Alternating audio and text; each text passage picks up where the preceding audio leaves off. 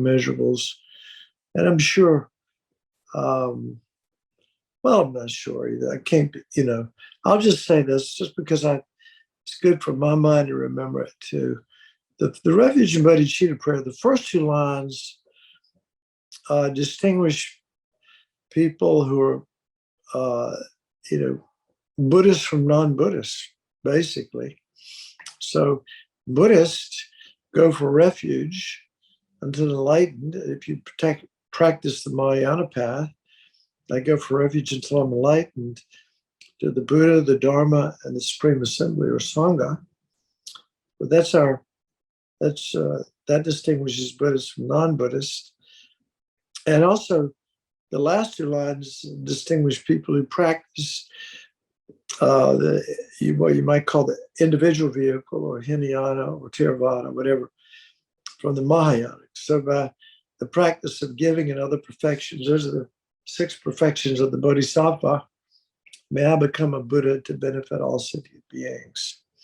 And so, and the other important thing to, I think, remember before we take refuge, there are 3 things that I try to reflect on when I do this. One is sometimes called fear or dread, but in the scriptures is talking about fear of the lower, of being reborn in the lower realms, which doesn't really resonate with most Westerners. That's not something that motivates most people that I know. But the causes for going to the lower realms, the principal causes are, if you think about the animal realm, it's ignorance, and the hungry ghost realm, it's greed and attachment and clinging and miserliness, and in the hell realms is like anger and really strong, heavy negative actions. So, so that does resonate with a lot of people that, we don't want, we dread, being dominated by those really strong negative mind states and the karma that create. We don't want any part of it. So that's part one. The next thing to reflect on is having faith or confidence in the Buddha, Dharma, and Sangha. And that's also a tricky one too, because for many Buddhists or people who are new to Buddhism, they say these words and they don't really have any confidence. They don't have any basis to have confidence in the Buddha, Dharma, and Sangha. But somebody who's been doing it for many years and has been in the presence of holy beings who people say are a Buddha, but at the very least, they're extraordinary beings. They're just they're not like any ordinary person that I've ever met. And I've been lucky enough to be so that gives me a lot of, having relationship with Lama Zopa Rinpoche and Lama Yeshe and His Holiness has given me that faith aspect or confidence in the objects of refuge. And then the last one is compassion for ourselves and others.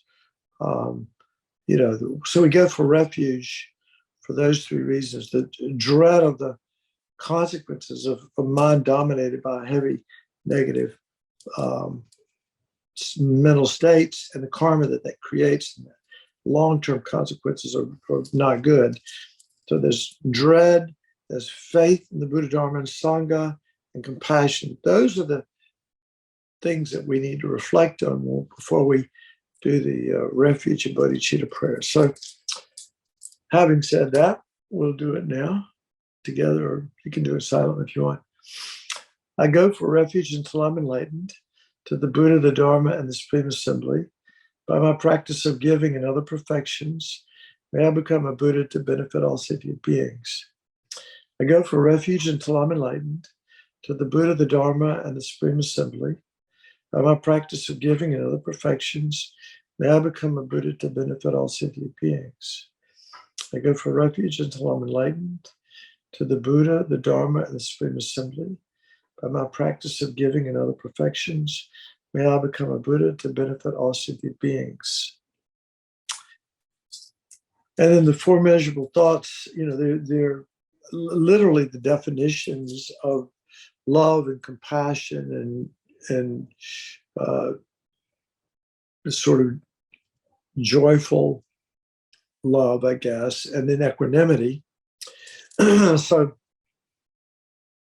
but again, these words are not, for example, when all sentient beings have happiness and the causes of happiness, in Buddhism, that's the definition of love, right? But is that love? No, that is not love. Those are words. You can say those words, but if they don't sort of cause something to arise in your mind, heart, then it's not any. It's just words. So I often like to think, well, if love could speak, if the feeling that we experience when we think about somebody that we love, or being, many, could be many people, could be just a few, we think about our loved ones, particularly if that feeling could speak, these are the words that it would say. May all sentient beings have happiness, causes of happiness, and then compassion. Again, these words are not compassion, but compassion is a feeling, literally a visceral experience that we have. And if compassion could speak, it would say, may all sentient beings be free from suffering and the causes of suffering. And then this joy, may all sentient beings be inseparable from the happiness that is free from suffering. And then equanimity, may all sentient beings abide in equanimity, free from attachment for friends and hatred for enemies. So those are, I just was talking, but I guess I don't need to say, we don't need to do that again. And then let's just do the mandala offering at the very end. And this is, I like to think of this as, I know this is probably redundant. You guys have got way more experience than you say. I don't mean to insult you, but I'm just trying to reflect on things that I find helpful. And a mandala offering, literally, back in the days of old, before you would receive teachings from a guru, you would bring gold and, kind of like Milarepa, build it and tear it down and build it and tear it down, build it, tear it down. You have to make incredible effort, incredible offerings to your gurus to receive these teachings that literally, give you a new life if you put them into practice. And so they're more valuable than anything. And so this offering, this mandala offering, is sort of an expression of the willingness to give whatever there is in the universe that's positive and good, Mount Meru being the cosmological center of the universe with the four continents around it, the sun and the moon, and everything in there, everything that's wonderful and good, we're willing to give it up for the teachings. The teachings are that precious and rare and useful that we're willing to give everything. So that's the attitude that we have when we do the mandala offering. And it's usually it's a ritual, but it's a powerful one, and it's always, it should be done before any teachings. In this tradition, anyway, we emphasize doing the mandala offering before we, receive teachings. So we'll do this together. This ground anointed with perfume, strewn with flowers, adorned with Mount Meru, four continents, the sun and the moon. I imagine this as a Buddha field and offer it May all living beings enjoy this pure land. Idam Guru Rata Mandala Kamya Yata Yami. I remember one time Lama Yeshe said, you can imagine like giving everything in the most wonderful shopping mall you've ever been in. You're willing to give it all to the Buddha for the teachings. So interesting. I wouldn't have thought of that, but it's a way to look and see, get an idea what we're talking about in terms of generosity. So tonight, this class obviously is about being your own therapist. And what does that mean, being your own therapist? So has anybody had any experiences this week or anything in particular that they wanted to bring up before we launch into anything? Any experiences or anything you want to talk about specifically that we could spring off of that too? It doesn't matter. Not for me. Pardon? No? Okay. So I wanted to use tonight to talk about I think attachment in general. When we talk about dukkha, we talk about there's the causes of suffering. We talk about the Four Noble Truths. The first one is dukkha, right? This unsatisfactoriness that we all experience. And lots of different things we could say about that. But the causes of dukkha are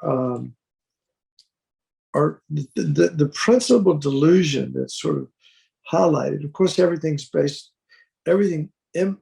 of springs from our ignorance, our misperception of reality. But attachment is considered to be this clinging. The word attachment is not as the word clinging, I think, is more powerful term in it to describe what we mean by attachment when we're talking about it. But it's attachment and the delusions are the principal, karma and delusions basically are the causes of suffering. That's what we usually say. So there's dukkha. First noble truth is suffering or dukkha. The second noble truth is the causes of suffering. Usually we say karma and the delusions. The principal ones are greed, hatred, ignorance, pride, jealousy, like that. But there's 84,000 delusions and 84,000 teachings for each delusion, I guess. And then of course, we say that there's potential to stop suffering, and that's nirvana. And then the method to do that, in the way it's packaged, to use Rabina's term, is in the Tibetan tradition, is several different ways. There's a lower, middle, and upper and higher scope, and then there's generation completion stage, or there's renunciation, bodhicitta, and emptiness. But ultimately, we have to enter the tantric vehicle and practice at the highest level to achieve supreme enlightenment. Although it's possible to do it at the time of death for a great, great practitioner, not easy. Better to get the work done in this lifetime if we can. And of course, I can say me for one. I mean, I don't. I just do the best I can every day. As Lama Yeshe, as I've mentioned this several times over the last few weeks, it's like as much as I can, I dedicate my life to others. That's kind of a mantra that I like to remember, because I really think that's the essence of of Mahayana Buddhism, and His Holiness. Well, people ask him, what is Buddhism? And he says, well, you could summarize it in one sentence: if you can help others, help them, but at least don't hurt them. Sounds like the Hippocratic Oath, doesn't it? A little bit. So that's kind of where where we are in terms of our situation. And then, so most of our suffering is coming. The cause of the suffering is attachment. So what do we mean by clinging, or I'm going to use the word attachment because it comes right out of my mouth, but really we're talking about it's a clinging attachment. And the antidote for attachment, I mean, there are many, but simply letting go is the antidote. And obviously there are ways to get there, reflecting on impermanence, reflecting on the negative aspects of whatever it is that we're attached to, and so on. And many methods in Mahayana Buddhism to detach, so to speak, to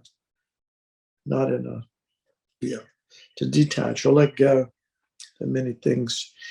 But then, where does the attachment come from, and how does that arise in the mind in the first place? And I think something that comes to my mind right away is that we have a tendency to project onto reality things that are qualities. I mean, let's think about something that, some people, there's a lot of things. You can think of something right now in your life that you cling to, that you're attached to, it might even be a problem for you. It might be a relationship, it could be drugs, could be sex, could be rock and roll, could be many things that we're attached to. Obviously, the thing that we're most attached to is our survival. But what happens is, I use this with some of my patients sometimes that have addictions to different things, like cigarettes, for example. I say, look, when you look at that cigarette, what you see is, there's this little white thing about this long with a filter on it. But when you look at it, it looks like it's delicious from its own side, inherently delicious, independent of my mind projecting anything on it, right? The deliciousness of it seems to be inherent in the object itself. And so there's a tendency for the mind to overestimate the positive qualities of everything that we cling to or attach to, or that we project onto these objects. Let's just, cigarettes are an example, but an attractive person that we would be physically attracted to could be another example. But anyway, in this case, cigarettes. So we exaggerate the positive aspects of it, and we underestimate the negative aspects of it, like that. So over here, it tastes good. It helps me relax. It helps me to, it gives me something to do with my hands. I got a lot of friends that smoke, blah, blah, blah, blah, blah, blah. You make up a story of, because that keeps the attachment alive in your mind. And willpower almost never works, does it, to something you're addicted to? And I'm using, super attachment is addiction, isn't it? So anything that you're that strongly attached to, it's letting go of that with willpower is rarely a long-term solution. But having understanding and then letting go positively. And I've seen it happen in my practice. I've seen people give up addictions when they understand what I'm getting ready to say. And that is that, for example, when you look at the positive side of smoking, and again, when you're addicted to it, you're focused on the goodness, the good things, and you underestimate the negative aspect of it. But when you start focusing on the negative aspect of it, you think, oh, well, number one, causes cancer, causes heart attacks, it stinks, it's expensive, it makes me look bad, because people think of smokers as being kind of like weak people, they can't control their addictions and that sort of stuff. And on and on and on. I mean, the list is endless of the negative, but whatever resonates for you, if you're addicted to cigarettes, you focus on that. And I'll often have people write down, okay, now you write these things down. Everything that's negative about cigarettes, you write it down. And then the whole point of it is to this overestimation, we're not going to give up that thinking that it's delicious, because we know it is, because if we were addicted to it, there's something there that's been good, right? But when we start bringing to mind these negative aspects and focusing on them, I mean, and we're not just making it up, it's real. It does smell bad. It is expensive. It does cause cancer and heart disease. I mean, there are these aspects, but we've been focusing only on the good stuff and overestimating the positive qualities. And now we're bringing into awareness these negative aspects. Now our mind is in a more, you might say, equanimous state in terms of our ability to say, okay, well, yeah, there are things about this that are good, but there are things about this that are not healthy, that are not good. And I'm going to make a decision to quit because I really want to. Then I think there's a chance that quitting could actually work if somebody has that. And I've seen it work in occasionally, not very often, but when people think these ways and develop, this kind of attitude, more balanced attitude toward the things that they cling to, it's much more easy. It's more easy.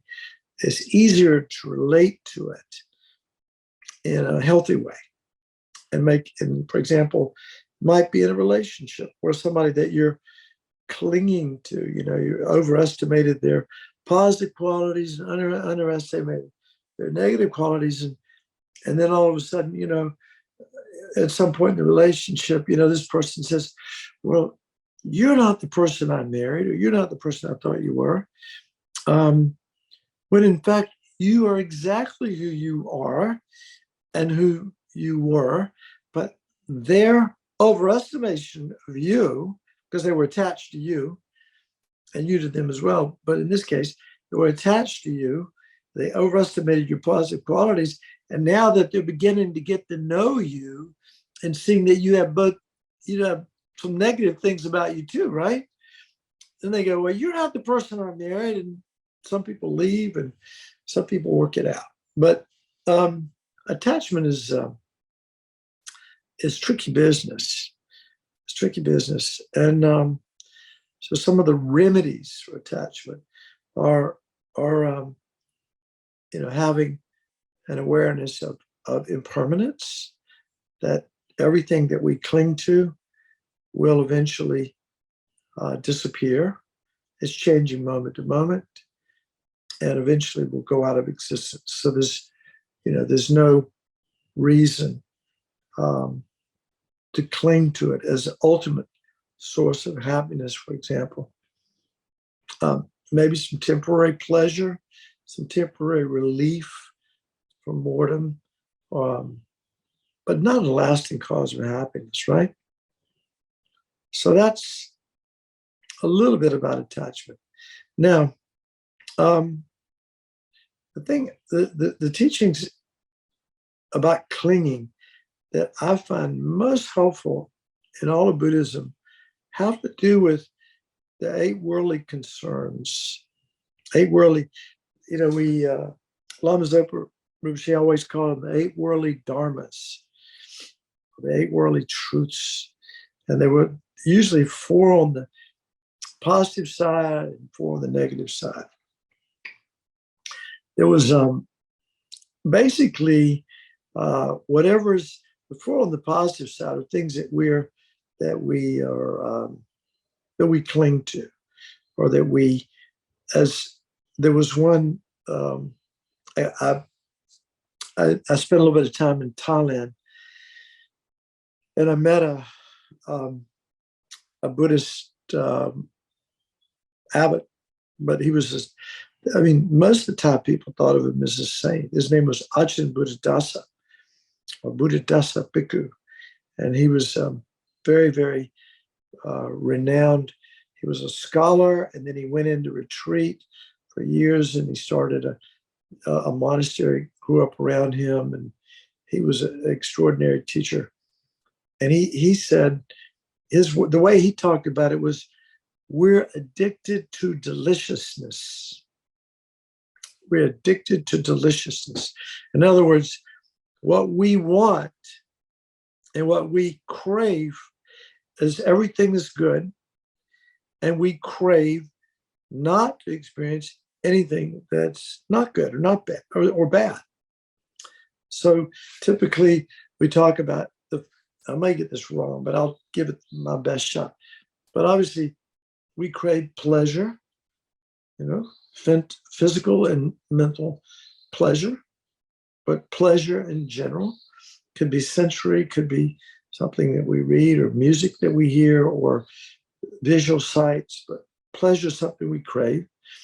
And the more we crave pleasure, the more we fear or dread or suffer when we experience its opposite, which is pain. So the more we crave pleasure, the more we suffer when we experience pain.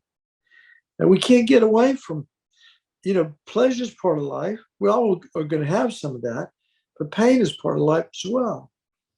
And if we're addicted to the pleasure and don't have a realistic, understanding of, life has its ups and downs. We're going to have pleasure, we're going to have pain.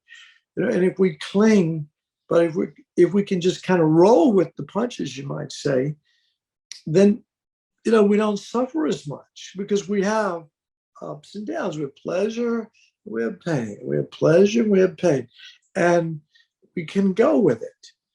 And to the degree that we cling to pleasure, the more we suffer when we have pain.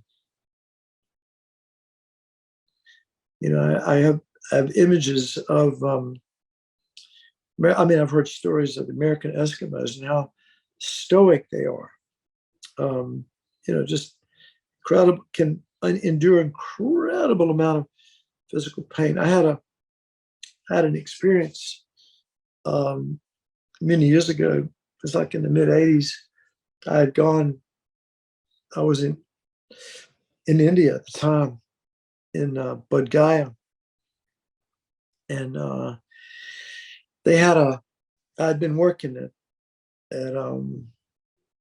I've been working in Dharamsala. I'd done some volunteer work at Delhi Hospital in Dharamsala for like 6 months, and then His Holiness was giving actually the Kala Chakra initiation. So like 200,000 people showed up, and this is the first time that the people from Tibet had been given the freedom to cross the border into India, Nepal, and come down to India to participate in this teachings with His Holiness. So there were probably 100,000 Tibetans from Tibet that had come over in lorries over the mountains.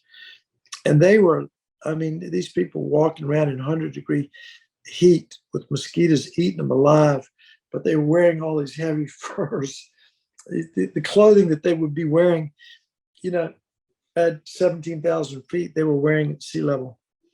It was pretty wild. But anyway, lots of, I worked in a clinic a guy for a short time. And I can remember one individual in particular.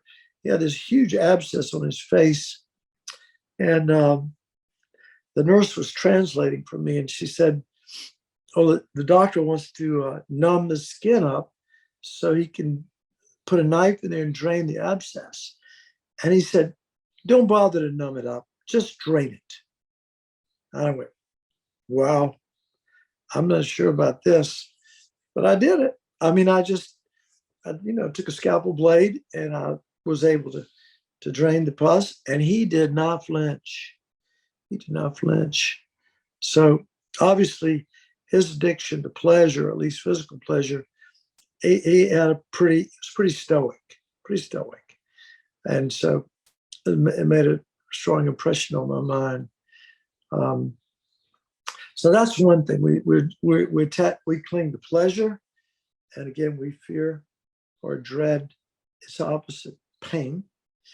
We crave gain. Yeah, material gain, could be anything. Relationships, it could be money, it could be a lot of different things. But we want to get stuff. We want to possess things. So we crave gain, and to the degree that we crave or cling to gain, we fear what? Its opposite, loss. So when we lose something, let's say we gain this relationship that we want, this person that we wanted to marry, we finally convince him or her to marry us, and that relationship goes well for as long as it goes well. But then when let's say he or she leaves with somebody else, and now we lose them.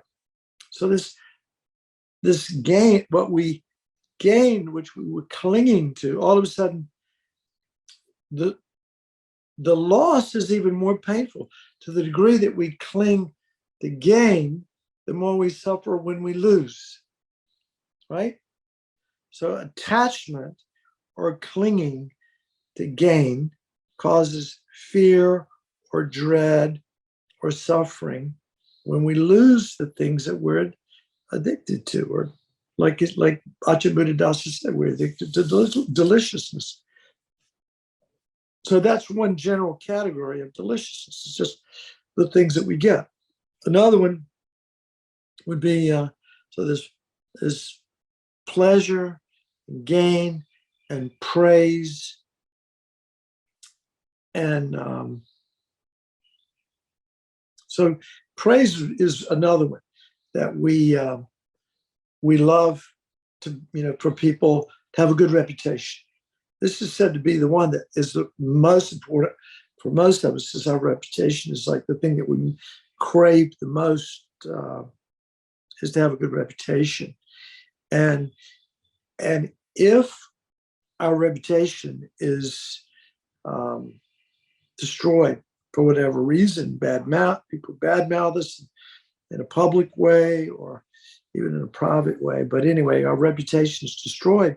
So the degree that we attach to the reputation, the more we suffer when we're disgraced. Makes sense, doesn't it?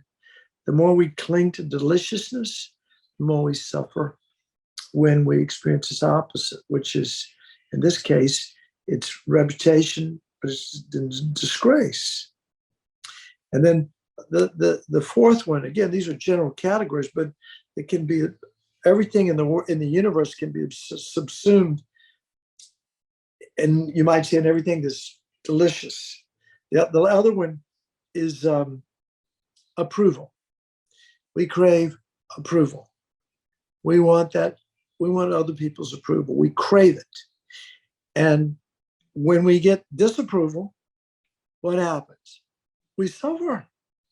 And the more we crave approval, the more we suffer when people disapprove of us.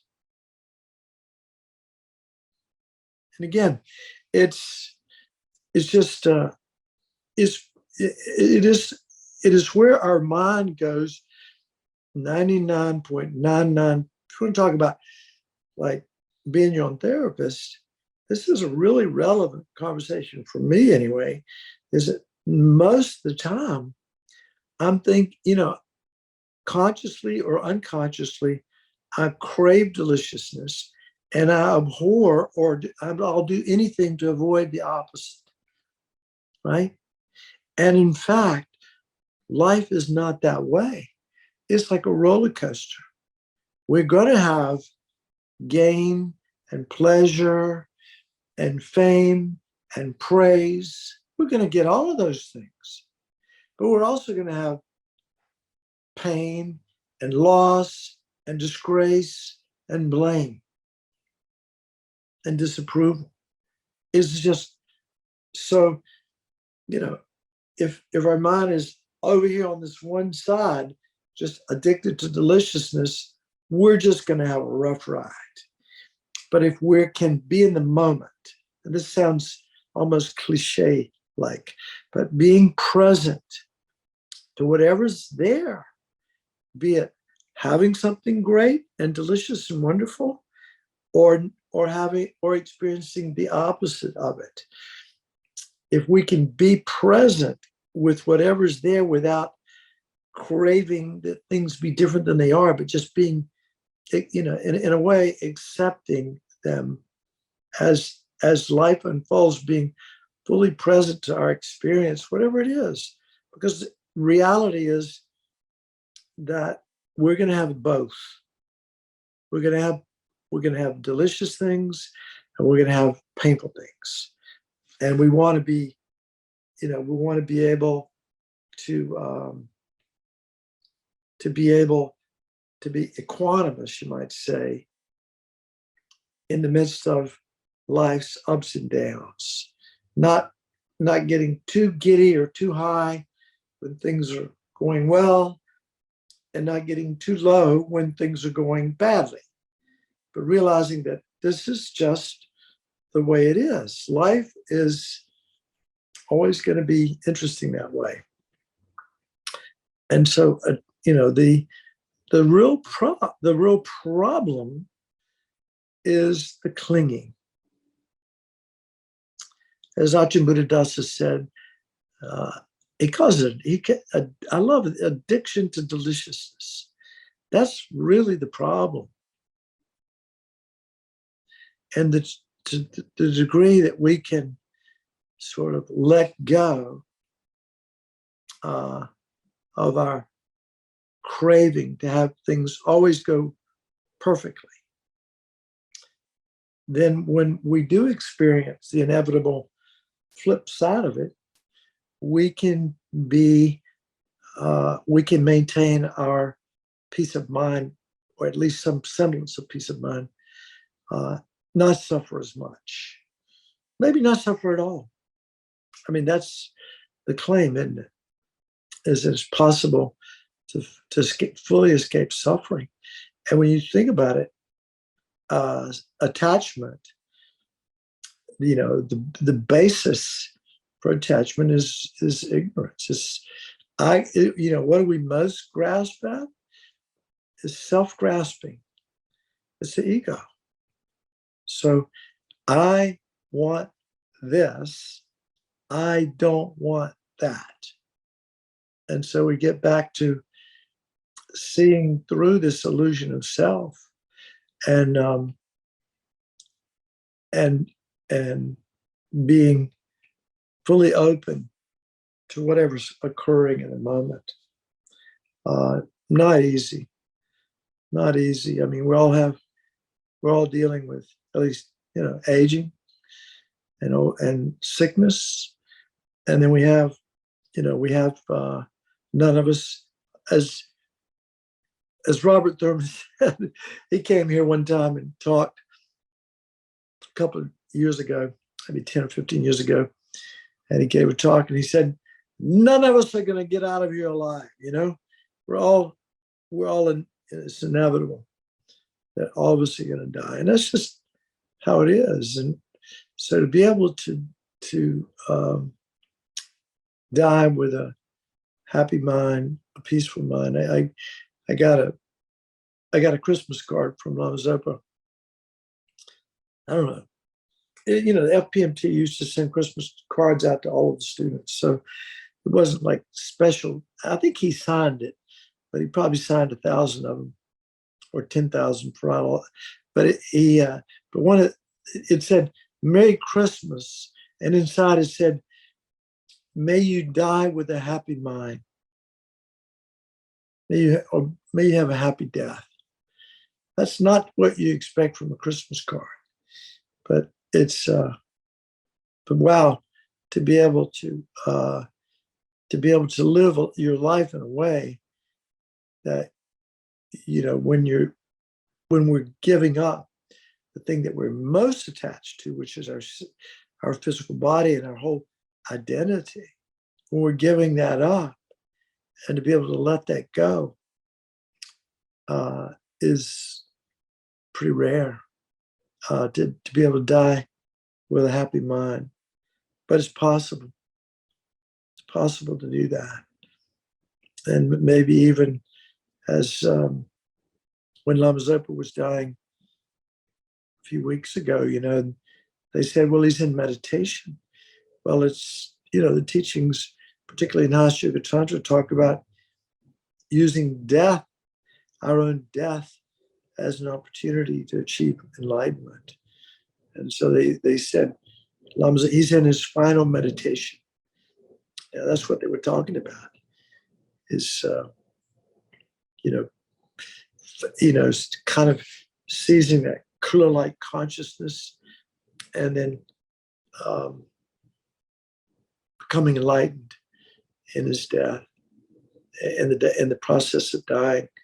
Although many people would say that, undoubtedly, an extraordinary human being, and I knew him for over 40 years, and he's the closest thing to being perfectly compassionate and kind and wise that I've ever seen. And it was amazing.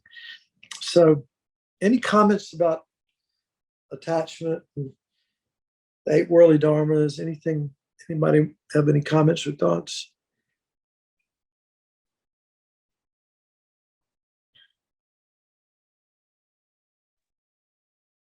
It all reflects back on the idea of self-grasping and self-cherishing, right? So that clinging to ourselves, that clinging to ourself is that permanent self, and that clinging to myself is that what I want is the most important thing.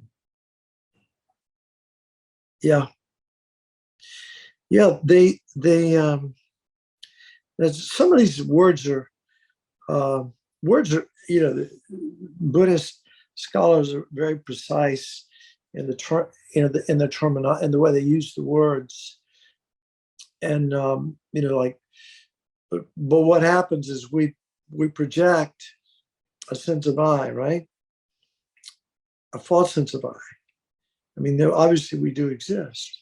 We have a body and a mind, and those are the aggregates. The 5 aggregates is the physical, the form aggregate, and then the 4 mental aggregates. So they make up who we are, and that's who we are. And the label I is projected or posited onto these aggregates. But what ignorance does is project an embellished false sense of I that seems to be permanent and real and inherently existent. And then we cling to it.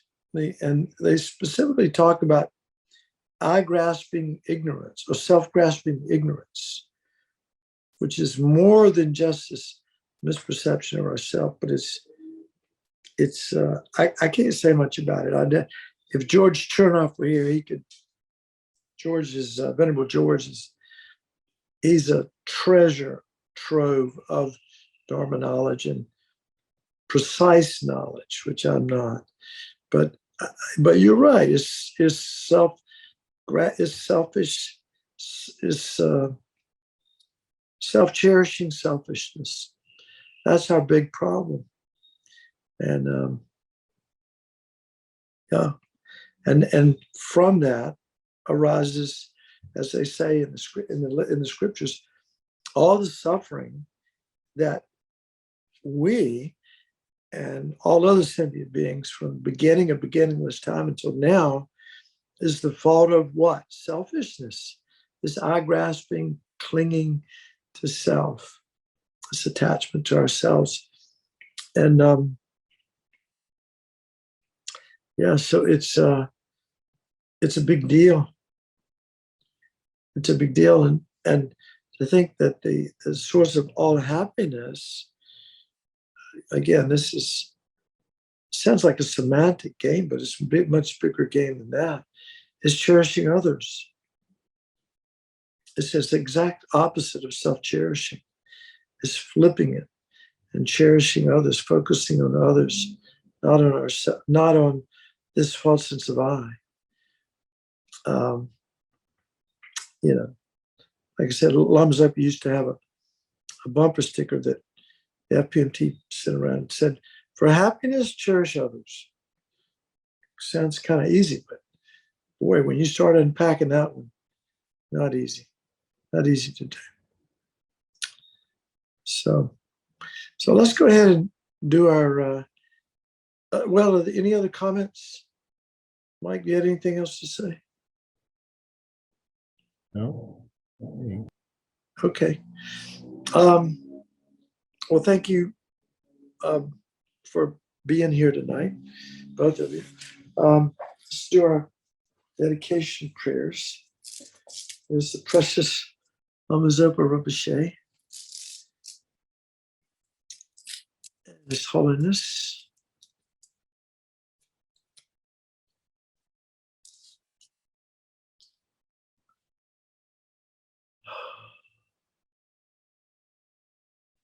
All right.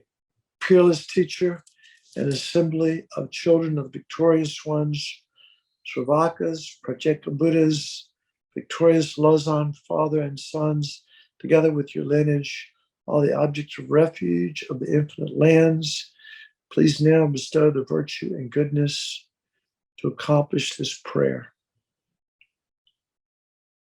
In holding and spreading Muni's precious and complete teachings, through explanation and practice, you wore the armor of patience that is never discouraged.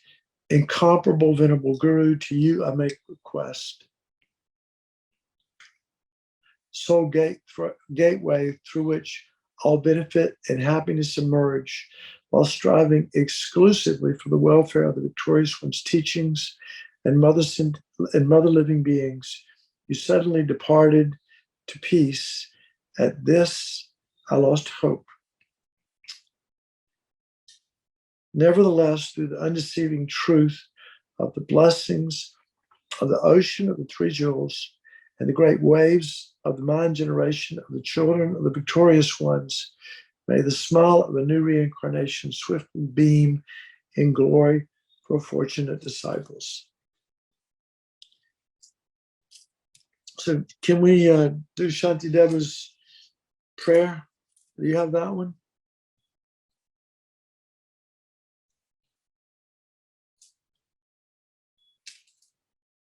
I do not have that one. Well, we'll just do the regular dedication verses and Gewadi, the English version of that.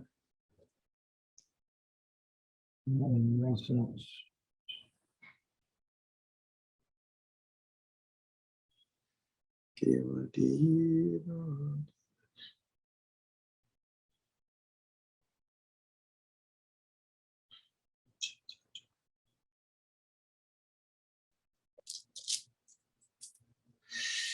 Well, if you can't find it, it's not. They're just prayers. The gist of it is what's important. We planted seeds tonight, karmic seeds. They're just. The one that you want? Yeah, that's good. I like that. And then the long life prayer for His Holiness, perfect. All right. So, due to the merits of these virtuous actions, may I quickly attain the state of Guru Buddha and lead all living beings without exception into that enlightened state. May the supreme jewel bodhicitta that has not arisen, arise and grow. and may that which has risen not diminish, but increase more and more.